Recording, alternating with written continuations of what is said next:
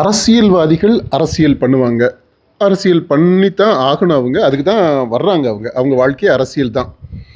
அது அரசியல் பண்ணுறாங்க அப்படின்னா என்னன்னா, இப்போ பாதி பொய், பாதி உண்மை சொல்லுவாங்க. உண்மையை பொய்யா சொல்லுவாங்க, பொய்யை உண்மையாக சொல்லுவாங்க. எப்போ எந்த பாதி உண்மை, எந்த பாதி பொய் அப்படின்னு தெரியாது. அது அவங்களுக்குமே கூட தெரியாது. இது அரசியல்வாதிங்க. ஆனால் இந்த ஆசிரியர்களுமே பொய் சொல்லக்கூடாது. அவங்களும் அரசியல்வாதிகளாக ஆகக்கூடாது. இப்போ பாருங்க, இப்போ சமீபத்தில் ஜாக்டோ ஜியோ அதில் மாநில பொறுப்பாளர் ஒருங்கிணைப்பாளர் அவர் தலைமையில் ஒரு குழு போய் விஜயை பார்த்து அவர்கிட்ட மனு கொடுத்துட்டு வந்திருக்கிறாங்க அப்படின்னு ஒரு செய்திங்க.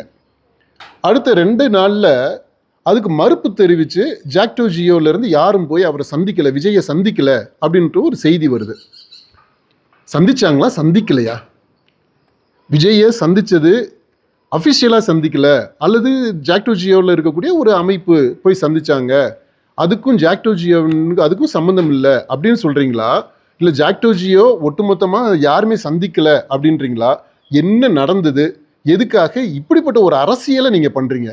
ஆசிரியர்கள், உங்களுடைய கோரிக்கைகள் இருக்கலாம், நியாயமான கோரிக்கைகளாக இருக்கலாம்.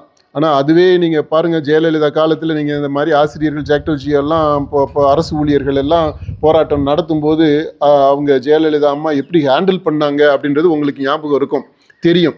அந்த காயத்திலிருந்து இன்னுமே நம்ம முழுசாக மீண்டு வரல ஆசிரியர்கள். அதெல்லாம் வரலாறு.